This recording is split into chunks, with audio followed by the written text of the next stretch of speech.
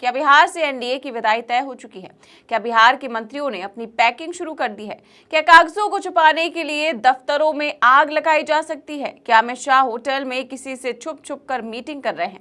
क्या बिहार में वोट चोरी से ज्यादा फाइलें चोरी हो रही हैं? नमस्कार, आप देख रहे हैं 4 PM और मैं हूं आपके साथ निधि तिवारी। बिहार चुनाव के दूसरे चरण की वोटिंग से पहले आज चुनाव प्रचार के आखिरी दिन सभी पार्टियों ने अपना पूरा जोर लगाया। तेजस्वी यादव, राहुल गांधी, प्रियंका गांधी, अखिलेश यादव, पीएम मोदी, नीतीश कुमार और अमित शाह ने दूसरे चरण के लिए जमकर चुनाव प्रचार किया और एक दूसरे पर जमकर आरोप प्रत्यारोप भी लगाए और अपनी अपनी जीत के दावे किए। लेकिन इस बीच कांग्रेस ने एनडीए को लेकर एक ऐसा दावा कर दिया है जिससे एनडीए में ही हड़कंप मच गया है। दरअसल कांग्रेस प्रवक्ता पवन खेड़ा ने आज प्रेस से बात करते हुए एनडीए की ऐसी इनसाइड खबर दे डाली जिससे समझ आ गया है कि बिहार में कुछ बहुत बड़ा होने जा रहा है। तो कांग्रेस प्रवक्ता ने ऐसा क्या बयान दिया है और क्या सच में कुछ बड़ा होने की आशंका है, सब कुछ बताएंगे आपको इस वीडियो में। जब से पहले चरण की वोटिंग हुई है तभी से भाजपा के लिए खतरे की घंटी बज गई है, क्योंकि वोटिंग के बाद जो 65% रिकॉर्ड तोड़ वोटिंग का आंकड़ा आया है उसने मोदी शाह को इस संकेत दे दिया है कि बिहार की जनता ने इस बार बदलाव के लिए अपना मत दिया है। इस आंकड़े के सामने आने के बाद से ही भाजपा पैनिक मोड में चली गई है। इसकी साफ झलक मोदी शाह के अनर्गल बयानों में देखने को भी मिली। इसके साथ ही मोदी शाह को यह भी समझ आ गया कि उन्होंने नीतीश को औपचारिक सीएम फेस ना घोषित करके कितनी बड़ी गलती कर दी है। भाजपा को टूटता देख विपक्ष ने भाजपा पर हमला और तेज कर दिया है और ऐसे ऐसे दावे किए जिसमें जरा भी सच्चाई है तो ये मोदी शाह के राजनीतिक जीवन में एक बड़ा टर्निंग पॉइंट साबित हो सकता है। दरअसल पवन खेड़ा ने मीडिया से बात करते हुए दावा किया कि कई मंत्रियों ने घर खाली करने के लिए पैकिंग शुरू कर दी है। सुनने में आ रहा है कि फाइल भी गायब की जा रही है। इसीलिए अगर आजकल में किसी सरकारी भवन में आग लग जाए तो समझ लीजिएगा कि सब कुछ चुराया जा रहा है, भ्रष्टाचार के सबूत मिटाए जा रहे हैं। इसके अलावा उन्होंने क्या कुछ कहा, सुनिए। ये प्रधानमंत्री को शोभा देता है इस तरह के शब्द, कट्टा, कनपट्टी, और बिहार को आकर बदनाम करते हैं। क्या कट्टों का फैशन है? माफी मांगनी चाहिए प्रधानमंत्री को। वैसे आप लोगों को मालूम होगा कि कई मंत्रियों ने पैकिंग शुरू कर दी घर खाली करने के लिए, और सुना है फाइलें भी गायब की जा रही। आजकल में अगर किसी सरकारी भवन में आग लग जाए तो समझ लीजिएगा कि सब कुछ चुराया जा रहा है, सबूत मिटाए जा रहे हैं भ्रष्टाचार के। अब आप आज पता लगाइए कि कौन कौन सा मंत्री और उप मुख्यमंत्री है जो अपना घर खाली करने के लिए पैकिंग कर रहा है।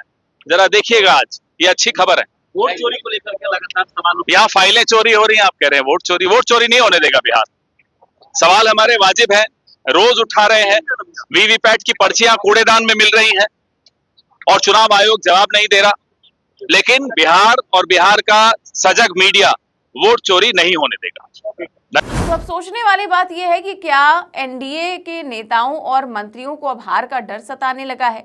क्या सच में भ्रष्टाचार की फाइलों को छुपाने की कोशिश की जा रही है? तो देखिए, विपक्षी दल तो एक दूसरे पर आरोप प्रत्यारोप लगाते ही हैं। अब सोचिए, जब रैली में प्रधानमंत्री मोदी खुले मंच से ये कह सकते हैं कि कनपट्टी पर कट्टा रखकर आरजेडी ने कांग्रेस से मुख्यमंत्री का पद छीना है, तो जाहिर है कि विपक्षी पार्टियां भी उनको जवाब देंगी। इसीलिए कल ही पवन खेड़ा ने मोदी के इस कट्टे वाले बयान पर पलटवार करते हुए कहा कि मोदी ने बिहार का अपमान किया है और इसके लिए उन्हें बिहार की जनता से माफी मांगनी चाहिए। बड़े भारी मन से आपसे एक बात साझा करना चाहता हूं। प्रधानमंत्री आज बिहार में थे।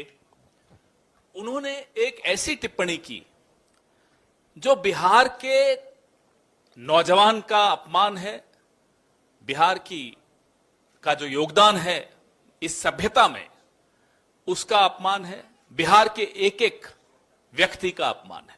यह आपने जरूर सुना होगा।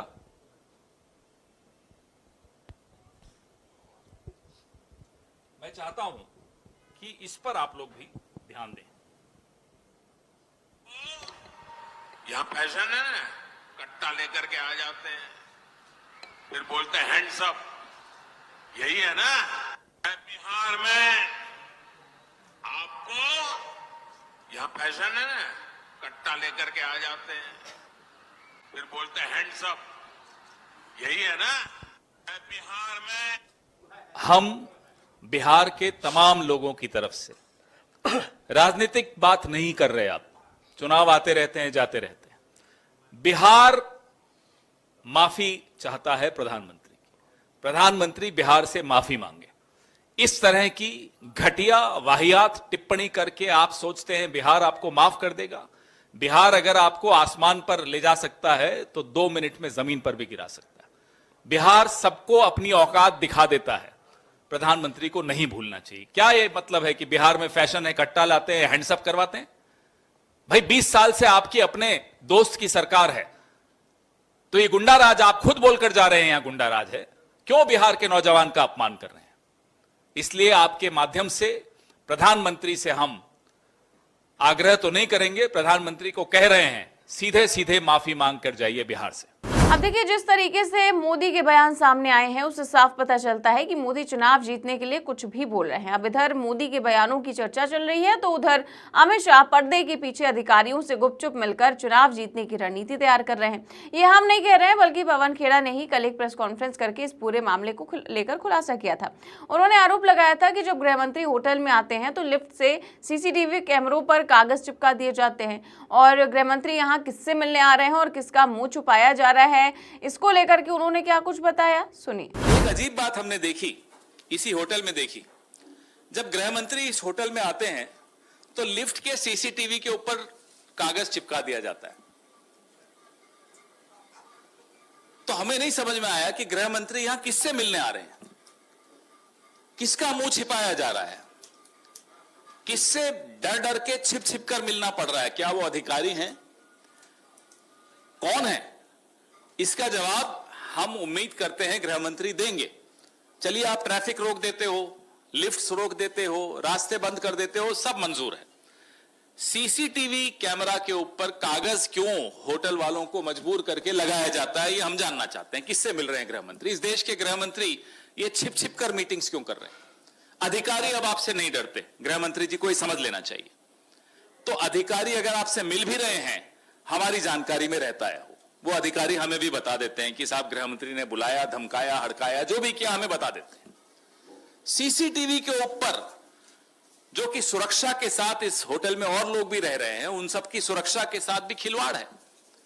ये जानकारी हम उम्मीद करते हैं कि आप सब साथी अगली बार गृह मंत्री मुखातिब हो आपसे तो पूछिएगा कि आप ऐसे कौन सी मीटिंग्स करते हो जो आपको छिप छिप कर करनी पड़ती, खुलकर क्यों नहीं करते मीटिंग्स, किससे डरते हो? अब पवन खेड़ा जो यहाँ कह रहे हैं उन आरोपों को दरकिनार तो नहीं किया जा सकता, क्योंकि इनमें जरा भी अगर सच्चाई है तो फिर काफी बड़ी बात होगी। विपक्ष का दावा है कि एनडीए के भीतर खलबली मची हुई है, मंत्री अपनी फाइलें समेट रहे हैं और सरकारी दफ्तरों में दस्तावेजों को लेकर हलचल तेज है। ऐसे में सवाल उठता है कि क्या पहले चरण के रिकॉर्ड तोड़ वोटिंग ने सत्ता पक्ष को सच में हिला दिया है?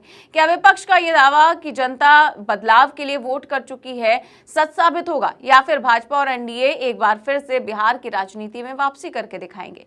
अब नतीजे चाहे जो भी हो, लेकिन एक बात तो साफ है कि प्रधानमंत्री के कट्टा वाले बयान से लेकर अमित शाह के कथित गुप्त मीटिंग के आरोपों तक पूरा चुनाव अब मुद्दों से ज्यादा नैरेटिव और परसेप्शन बनाने की लड़ाई बन चुका है। फिलहाल इस पूरे मुद्दे पर आप क्या सोचते हैं, हमें कमेंट बॉक्स में अपनी राय जरूर दें। चैनल को सब्सक्राइब भी करें और ज्वाइन भी करें। नमस्कार।